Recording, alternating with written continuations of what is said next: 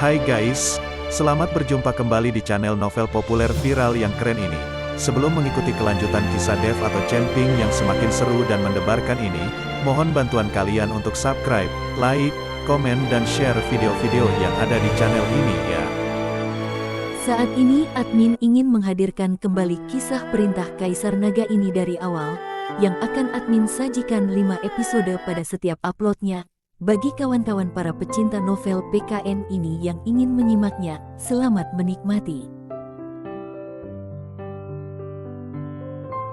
Perintah Kaisar Naga bab 386-390. Namun pada saat orang-orang dari keluarga Changga hendak kabur, Ray membawa bawahannya untuk mengepung orang-orang dari keluarga Changga. Dodi, jangan harap satupun dari kalian bisa kabur. Ray berkata pada Dodi, Ray, apa yang kamu lakukan? Keluarga Changga tidak punya dendam dengan keluarga Vilan. Kenapa kamu menghalangiku? Dodi bertanya dengan marah pada Ray. Dodi, kamu sudah membunuh Kelvin dan sekarang ingin kabur. Mana bisa semudah itu? Ray berkata dengan dingin. Kamu, Dodi menunjuk Ray, dan sudah hampir mati kesal. Namun saat ini dia sudah tidak memiliki kekuatan, dan dia juga tidak bisa melawan Ray. Dodi, hari ini adalah hari kematianmu. Fata menyeret tubuhnya yang terluka parah, dan orang-orang dengan geng Fata juga mengepung Dodi dan orang-orang keluarga Changga. Tuan besar, pergilah, saya dan yang lainnya akan menahan mereka di sini. Adi berkata pada Dodi, Adi, kamu harus berhati-hati. Dodi memperingatkan Adi. Adi mengangguk lalu berteriak marah, bunuh. Seketika orang-orang dari keluarga Changga bergegas menyerang, dan 2 orang ahli dari keluarga Changga bergegas keluar sambil melindungi Dodi. Seluruh anggota geng Fata, dengarkan perintah, jangan lepaskan satu orang pun dari keluarga Changga, bunuh tanpa terkecuali. Meskipun Fata terluka tapi suaranya masih tajam. Siap laksanakan. Seluruh anggota geng Fata berteriak dan mengambil senjata untuk melawan anggota keluarga Changga. Keluarga Vilan juga akan turut membantu, Ray berkata lalu mengibaskan tangannya, dan semua orang dari keluarga Vilan bergabung ke dalam pertarungan dan menyerang keluarga Changga. Sedangkan Ray sendiri yang pergi menghentikan Dodi, dan bertarung melawan 2 orang ahli keluarga Changga yang melindungi Dodi. Seketika, seluruh arena bagaikan terkena bencana, banyak tangan dan kaki yang patah di mana-mana dan darah segar terus mengalir. Keluarga lainnya yang ada di sana kaget dan segera bersembunyi sejauh mungkin. Para keluarga besar ini sudah terlibat perkelahian, mereka sebagai keluarga yang tidak ada apa-apanya sebaiknya lari sejauh mungkin, agar tidak mengalami hal-hal yang tidak diinginkan. Di luar arena, teriakan yang memekikkan telinga terdengar, dan Ellie tidak bisa menahan diri untuk tidak melihat Hans. Ketua majelis, kita, Hans tidak menunggu Ellie menyelesaikan kalimatnya dan langsung menggelengkan kepala, kita hanya bertanggung jawab atas kericuhan yang terjadi di luar, tidak perlu ikut campur dengan masalah di dalam. Setelah hari ini kota Ithaka akan mengalami perubahan besar. Ellie tidak mengatakan apapun lagi, hanya saja kecemasan terlihat jelas di matanya. Dia takut Dev dan Yuki akan berada dalam bahaya. Pertarungan itu berlangsung selama lebih dari 10 menit, dengan aliansi antara geng Fata dan keluarga Vilan. Orang-orang dari keluarga Changga banyak yang mati dan terluka berat. Wajah Dodi dipenuhi dengan kesedihan dan kemarahan saat melihat mayat-mayat yang terbaring di atas lantai. Tapi saat ini dia tidak bisa berbuat apa-apa, energinya sudah habis disedot oleh Dev dan dia tidak bisa memulihkannya sekarang. Dan pada saat itu Dev sudah kembali, dia mengangkat Master Vanir dengan satu tangannya. Pada saat ini, Master Vanir telah kehilangan penampilan abadinya, dia terlihat seperti anjing hilang, dengan kepala tertunduk dan wajahnya yang dipenuhi kengerian. Melihat arena dibanjiri dengan mayat Dev sudah bisa menebak apa yang terjadi di sini, lalu melemparkan Master Vanir ke arah Dodi tepat ke bawah kaki Dodi. Melihat penampilan Master Vanir, Dodi tahu kalau hari ini dia tidak akan bisa kabur dari kematian. Bahkan harapan terbesarnya Master Vanir saja sudah seperti ini, nasibnya sendiri juga sudah bisa dibayangkan. Kamu tidak kabur? Dev menundukkan kepalanya dan menatap Master Vanir sambil bertanya. Tidak kabur, asalkan Master Dev mengampuniku, saya bersedia mengikuti Master Dev dan mempersembahkan ginseng ribuan tahun kepada Master Dev. Master Vanir segera menggelengkan kepalanya. Hanya dengan kemampuanmu itu, masih mengatakan ingin mengikutiku? Dev mencibir dan menatap Master Vanir. Setelah saya membunuhmu, ginseng ribuan tahun itu akan menjadi milikku. Kenapa saya harus mengampunimu? Terlebih lagi, entah sudah berapa orang yang terbunuh oleh penyihir sepertimu. Dev berkata sambil mengangkat tangannya dan bersiap melayangkan pukulannya. Kamu tidak boleh membunuhku. Saya adalah anggota dari Lembah Palem yang berada di barat daya. Kalau kamu membunuhku, ketua Lembah Palem tidak akan melepaskanmu. Master Vanir berkata dan menatap Dev dengan ngeri. Mengancamku? Dev mengernyitkan keningnya. Saya paling benci diancam oleh orang lain. Master Vanir masih ingin berkata tapi Dev tidak memberinya kesempatan lagi. Pukulan itu dilayangkannya dan Master Vanir langsung mati tepat di bawah kaki Dodi. Dev membungkukkan badannya dan mengambil ginseng ribuan tahun yang ada di depan dada Master Vanir, dan senyuman kecil terlihat di wajahnya. Setelah Dev menyimpan ginseng ribuan tahun itu, dia menjatuhkan tatapannya pada Dodi. Dodi merasakan tatapan Dev dan langsung bersujud di lantai. Seorang kepala keluarga Cangga yang hebat di kota Ithaka, salah satu dari 4 pilar aliansi seni bela diri, saat ini sedang berlutut di depan seorang pemuda berusia 20 tahunan, dengan penampilan yang begitu merendah. Semua orang menatap Dodi dengan tatapan aneh. Para ahli bela diri biasanya lebih memilih mati dibandingkan menyerah, tapi saat ini Dodi malah berlutut demi mempertahankan hidupnya. Tapi Dodi tidak peduli dengan tatapan semua orang, saat ini dia hanya memiliki satu pemikiran, yaitu bertahan hidup. Asalkan dia hidup semuanya dapat dibicarakan, kalau sudah mati, tidak ada lagi yang berguna. Mohon Tuan Dev mengampuni saya kali ini, saya bersedia memberikan semua bahan obat keluarga Cangga kepada Tuan Dev, banyak di antara bahan obat itu sudah berusia lebih dari 100 tahun. Dodi memohon belas kasihan kepada Dev. Saya adalah musuhmu yang membunuh putra dan putrimu, kalau saya mengampunimu bukankah kamu akan mencari kesempatan untuk balas dendam padaku? Dev tersenyum sinis. Tidak akan, putra dan putriku sudah menyinggung Tuan Dev. Mereka pantas mati, kalau saya berani membalas dendam kepada Tuan Dev, maka saya juga akan mati. Dodi mulai membuat sumpah beracun, asalkan dia bisa bertahan hidup dia akan melakukan apa saja. Dev mendengus, orang yang bisa mengabaikan putra dan putrinya sendiri mana mungkin punya kredibilitas, bisa saja setelah mengampuninya hari ini, dia akan langsung membalas dendam padanya besok. Tuan Dev, kamu tidak boleh mengampuninya, Dodi ini sangat kejam, kalau mengampuninya dia pasti akan membalas dendam. Fata bergegas membujuk Dev. Saya punya perhitungan sendiri. Dev tersenyum lalu menatap Dodi. Kalau saya jatuh ke dalam tanganmu, apakah kamu akan mengampuniku? Dodi tercengang dan menatap Dev dengan kaget. Saat dia hendak buka mulut, tangan besar Dev sudah melayang ke arahnya. Tunggu sebentar, dan pada saat Dev hendak turun tangan, Hans bergegas masuk dan menahan Dev. Ellie juga mengikutinya dari belakang. Saat melihat Yuki dan Dev tidak kenapa-kenapa dan seluruh lantai dipenuhi dengan mayat orang-orang keluarga Cangga, hati Ellie merasa jauh lebih tenang. Ketua majelis, kenapa menahanku? Dev menatap Hans dan bertanya dengan bingung. Dev, kalau kamu membunuh Dodi, adiknya tidak akan mengampunimu, dan pada saat itu aliansi seni bela diri di kota Ithaka akan ikut terseret.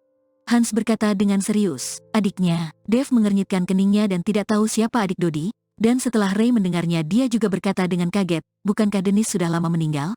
Bagaimana mungkin dia masih hidup? Dennis tidak mati, sekarang ini dia sedang menjadi pembina di kota Gama dan kekuatannya sangat kuat. Hans menggelengkan kepalanya. Seketika itu semua orang tercengang. Mereka semua mengerti siapa Dennis oleh Hans dan hanya Dev dan yang lainnya lah yang kebingungan.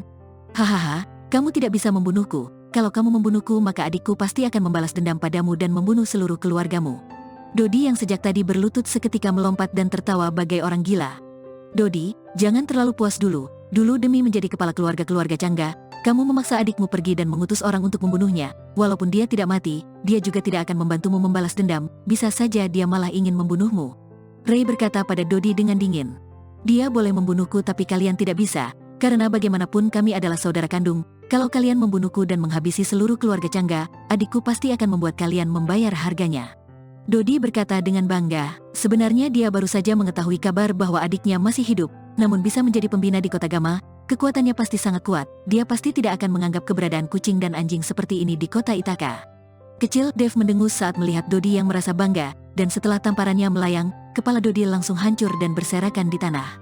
Melihat adegan itu semua orang langsung terdiam, dan Hans langsung merasa campur aduk dalam hatinya. Sekarang Dodi sudah mati, keluarga Cangga pasti akan diperebutkan dan dibagi, dan pada saatnya kalau Dennis benar-benar datang ke kota Ithaka takutnya akan ada badai berdarah. Bisa menjadi pembina di kota Gama, pasti memiliki dukungan dari banyak keluarga besar di kota Gama. Berapa banyak keluarga yang ingin mengundang Dennis untuk menjadi tamu mereka, dan bagaimana Hans bisa mengetahui kabar ini adalah karena teman-temannya yang berada di kota Gama tahu kalau Dennis berasal dari provinsi Kana, kota Ithaka, lalu bertanya pada Hans agar Hans bisa membujuk Dennis dengan alasan teman satu kampung. Dan karena itulah Hans tahu kalau Dennis tidak mati, melainkan melanjutkan kehidupannya di kota Gama. Saya, Ray, mengagumi kekuatan Tuan Dev. Oleh karena itu dalam kesempatan ini saya ingin merekomendasikan Tuan Dev untuk menjadi pemimpin aliansi seni bela diri kami. Kalau Dennis benar-benar datang ke kota Ithaka, kami juga bisa melawan di bawah kepemimpinan Tuan Dev. Ray melangkah maju dan berkata dengan penuh hormat kepada Dev. Benar, kami setuju menjadikan Tuan Dev sebagai pemimpin aliansi. Kalau Tuan Dev menjadi pemimpin aliansi, saya percaya tidak akan ada orang yang berani membantah. Semua orang mulai bersuara, karena mereka sudah menyaksikan dengan jelas kekuatan Dev. Kalau orang seperti ini menempati kursi pemimpin, maka aliansi seni bela diri kota Ithaka pasti akan mendapatkan reputasinya dan unggul di seluruh provinsi Kana. Dev memandang mereka semua lalu menggelengkan kepalanya, saya tidak tertarik menjadi pemimpin aliansi. Kalau kalian tidak keberatan, posisi pemimpin aliansi ini bisa diserahkan saja kepada Fata. Pada saatnya kalau ada masalah dengan aliansi, saya, Dev pasti akan membantu. Tuan Dev, Fata kaget, dia tidak menyangka Dev akan menjadikannya pemimpin aliansi seni bela diri. Dev melambaikan tangannya kepada Fatah, dan tidak membiarkan dia mengatakan apapun lagi, menjadikan Fatah sebagai pemimpin aliansi juga sudah dipikirkan oleh Dev sebelumnya. Di masa depan saat tingkatan kultivasinya semakin tinggi, sumber daya yang dibutuhkan oleh Dev juga akan meningkat secara eksponensial, jadi Dev membutuhkan orang untuk membantu dirinya menemukan sumber daya. Setelah Fatah menjadi pemimpin aliansi seni bela diri, pasti bisa membantu dirinya menemukan sumber daya yang lebih baik. Saya setuju, sekarang Dodi sudah mati, dan Kelvin sudah menjadi cacat, mungkin saja sudah mati sebentar lagi, dan sekarang 4 pilar terbesar hanya tersisa saya dan Fatah. Saya percaya kalau kekuatan saya juga tidak sebanding dengan Fatah, oleh karena itu saya setuju dengan saran Tuan Dev. Ray adalah orang pertama yang mensuarakan persetujuannya. Ray saja sudah berkata demikian, keluarga lain semakin tidak berani membantah. Oleh karena itu mereka semua juga menyetujuinya, dan Fatah secara alami menjadi pemimpin aliansi seni bela diri. Setelah pertemuan bubar, Ray tidak pergi, dan saat orang semakin berkurang, dia berjalan ke hadapan Dev dan berkata, Tuan Dev, hari ini Anda telah membuka mata saya, dan apabila Tuan Dev tidak keberatan, saya berharap Anda bisa membimbing dan mengajari orang tua ini beberapa jurus. Sikap Ray sangat hormat, seperti rasa hormat yang ditunjukkan oleh seorang murid kepada gurunya. Kepala keluarga Villan terlalu sungkan, tidak masalah untuk saling bertukar ilmu, tidak perlu mengatakan kata membimbing atau sebagainya. Dev tersenyum, hahaha, bertukar ilmu juga tidak masalah. Pada saatnya saya akan mengundang Tuan Dev, dan berharap Tuan Dev tidak mengingkari janji pada orang tua ini. Ray tertawa keras. Tidak akan, Dev menggelengkan kepalanya. Tidak lama kemudian Ray juga pergi, dan saat melihat punggung Ray, Dev merasa kalau orang ini adalah orang yang sangat licik, dan membuat orang merasa tidak bisa mengerti. Namun tidak bisa mengatakan orang jahat begitu saja, karena bagaimanapun Ray sudah banyak membantu Dev hari ini. Dev, yang saya katakan mungkin adalah kenyataan. Kamu harus memperhatikan dirimu sendiri, kalau Dennis sampai tahu, dia pasti tidak akan membiarkannya begitu saja. Hans juga berkata dengan pasrah pada Dev. Bertindak setelah situasinya terjadi, tidak ada yang perlu dikhawatirkan, Dev tersenyum. Hans yang melihat itu juga tidak mengatakan apapun lagi dan membawa orangnya pergi. Dev membawa Fatah dan Jansen menuju ke keluarga Changga. Sekarang Dodi sudah mati, dan seluruh milik keluarga Changga sudah menjadi milik Dev. Para keluarga dari kota Ithaka tidak akan berani berebut dengan Dev. Jansen menyetir dan Dev duduk di kursi penumpang samping, sedangkan Yuki dan Ellie duduk di belakang, dan ada beberapa mobil yang mengikuti dari belakang. Itu adalah Fatah serta orang-orang dari geng Fatah. Dev, kamu tadi makan hal kotor itu, apa yang terjadi? Dalam perjalanan Yuki sudah tidak bisa menahan dirinya untuk bertanya pada Dev. Sekarang Yuki teringat Dev yang menelan iblis-iblis itu seketika merinding dan merasa ingin muntah. Hal kotor apa yang dia makan? Ellie bertanya dengan penasaran. Yuki ingin menjelaskan tapi tidak tahu bagaimana cara menjelaskannya. Jadi dia menatap erat pada Dev dan berharap Dev bisa menjelaskannya. Dev seketika juga teringat saat dia menelan iblis-iblis itu dia lupa Yuki juga ada di sana. Sedangkan Yuki yang melihatnya pasti akan merasa jijik dan mungkin saja merasa takut pada dirinya. Hal kotor apanya? Itu hanya teknik ilusi yang digunakan oleh para penyihir. Apa kamu percaya kalau di dunia ini benar-benar ada hantu? Dev berpura-pura saat menjelaskan, lihatlah, tidak ada apa-apa di tanganku, dan segera saya akan memunculkan iblis di hadapanmu. Dev berkata sambil mengulurkan tangannya yang terlihat dilapisi oleh kabut putih, dan segera sebuah kepala iblis yang memiliki taring terlihat di tangan Dev dan membuat Yuki serta Ellie terkejut. Dev membuka mulutnya dan menyerap kepala iblis itu ke dalam mulutnya. Sebenarnya ini adalah trik yang Dev buat menggunakan energi spiritual, namun iblis yang dilepaskan oleh Master Vanir adalah iblis sungguhan. Sudah lihat belum, semuanya palsu, saya akan membuat sebuah pisau lagi. Dev kembali menjelaskan dan sebilah pisau kembali terlihat di tangannya. Dev mengerahkan kekuatannya dan menyerapnya, lalu pisau itu juga terserap ke dalam mulutnya. Ini semua terbuat dari energi, karena kamu bukan ahli bela diri, jadi kamu tidak paham? Saya sudah tahu, Ellie seolah mengerti dan menjelaskan pada Yuki. Yuki, kamu bukan ahli bela diri, jadi kamu tidak mengerti hal-hal seperti ini. Master kekuatan batin yang sebenarnya dapat mengontrol energi dan mengubahnya menjadi benda padat. Dia bisa mengubahnya menjadi apa saja, tapi sebenarnya semua itu palsu. Setelah Ellie mengatakan ini, wajah Yuki yang awalnya bingung menjadi sedikit percaya, dan mengangguk, oh, ternyata palsu. Melihat Yuki sudah percaya, Dev diam-diam menyeka keringat dinginnya. Kalau tidak dia tidak tahu bagaimana dia harus menjelaskannya pada Yuki. Sepertinya ke depannya hal-hal yang terlalu magis tidak boleh ditunjukkan di depan Yuki. Jansen yang sedang menyetir diam-diam tertawa. Kalau hari ini Dev tidak bisa memberi penjelasan kepada Yuki, maka ditakutkan ke depannya saat mereka berdua bermesraan, Yuki akan merasa jijik dalam hatinya. Tertawa apa kamu, menyetir yang benar. Dev memelototi Jansen. Mereka semua bergegas menuju villa keluarga Changga. Pada saat itu di dalam villa keluarga Changga sudah tidak ada satu orang pun. Sepertinya orang-orang yang tersisa sudah mendapatkan kabar kematian Dodi yang tragis dan sudah kabur. Setelah turun dari mobil, Fatah menatap villa keluarga Changga yang mewah lalu berkata pada Dev, Tuan Dev, kebetulan Anda juga tidak punya tempat tinggal di kota Ithaka. Villa ini bisa dijadikan tempat Tuan Dev menginap. Dev mengangguk dan tidak menolak. Karena dia tidak bisa terus tinggal di rumah Ellie, apalagi sekarang Yuki sudah di sini, Dev tentu tidak boleh tinggal bersama Ellie lagi. Ellie yang melihat Dev mengangguk, entah kenapa merasa sedikit kecewa dalam hatinya, namun dia segera menyesuaikan dirinya dan memperingatkan dirinya di dalam hati, Dev adalah pacar teman baikmu. Ellie, kamu harus punya harga diri. Setelah masuk ke dalam villa dan melihat interior yang mewah dan beberapa barang antik, sudah bisa dibayangkan betapa borosnya kehidupan Dodi. Dev duduk dan mengobrol dengan Yuki dan Ellie di ruang tamu, menunggu Fata mengais seluruh keluarga Changga. Namun tidak lama kemudian, seseorang dari geng Fata bergegas menghampiri, "Tuan Dev, ketua geng, tolong datang kemari sebentar." Melihat anggota geng Fata begitu panik, Dev segera berdiri, "Apa yang terjadi?" "Saya juga tidak terlalu paham," jawab orang dari geng Fata itu. Dev pergi bersama orang dari geng Fata itu, Yuki dan Ellie yang penasaran juga ikut. Dan saat mereka tiba di area terpencil di belakang halaman villa, Fata dan Yansen sedang membawa orang untuk mengerumuni halaman belakang, dan tatapan mereka terlihat penuh kemarahan. "Fata, ada apa?" Dev bertanya kepada Fata. "Tuan Dev, Anda lihat saja sendiri." Fata menunjuk ke sebuah ruangan di halaman belakang. Dev melihat ke dalam ruangan itu, dan menemukan ada belasan gadis yang terkurung di dalam dan saat para gadis ini melihat Dev mereka semua langsung menunjukkan ketakutan, dan meringkuk bersama, jelas-jelas trauma mereka sangat berat. "Apa yang sebenarnya terjadi di sini?" Dev mengernyitkan keningnya dengan erat. "Tuan Dev, saya sudah bertanya tadi, para gadis ini ditangkap oleh Dodi dan usia paling besar tidak lebih dari 18 tahun. Untuk apa Dodi menangkap begitu banyak gadis?" Dev tidak mengerti, meskipun hasrat Dodi begitu besar, dia juga tidak memerlukan begitu banyak gadis. Para gadis ini juga tidak tahu kenapa mereka ditangkap, hanya saja Dodi akan mengutus seseorang untuk memilih 2 orang gadis setiap harinya, setelah didandani mereka akan diantar keluar, dan setelah diantar keluar para gadis-gadis itu tidak pernah kembali, saya curiga para gadis itu pasti sudah berakhir buruk. Kedua mata Fata dipenuhi dengan kemarahan. Sama-sama wanita, Fata merasa sangat kasihan pada gadis-gadis ini, lalu Yuki dan Ellie yang melihat para gadis ini dikurung dan sangat terkejut juga sudah sangat kesal hingga menggertakkan giginya. Dev mengernyitkan keningnya dengan erat, berakhir buruk yang diucapkan oleh Fata membuat hatinya terbelit. "Utus seseorang untuk merawat para gadis ini, lalu antar mereka kembali ke rumah, kalian semua ikut denganku." Setelah berkata, Dev berjalan keluar dari ruangan itu.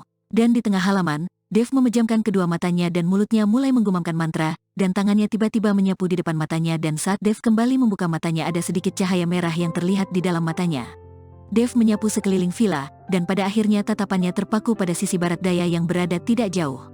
Di mata Dev, asap hitam mengepul dari tempat itu, dan kemudian mengembun menjadi awan hitam di udara, dan itu tidak menghilang untuk waktu yang lama. Aura kebencian yang begitu berat, Dev menyimpan kembali penglihatannya dan raut wajahnya terlihat sangat jelek. Dia melangkah dan bergegas pergi ke arah barat daya, melihat hal ini Fata dan yang lainnya bergegas mengikuti. Setelah berlari sekitar 3 atau 4 mil, Dev berhenti di depan sebuah gundukan tanah kecil dan melihat ada tanah yang baru dikorek di mana-mana. Dev menyapu sekelilingnya dan menemukan sebuah anting-anting di antara tanah itu. Menemukan anting-anting di tempat seperti ini membuat raut wajah Dev menjadi lebih muram lagi. Bersambung. Perintah Kaisar Naga bab 3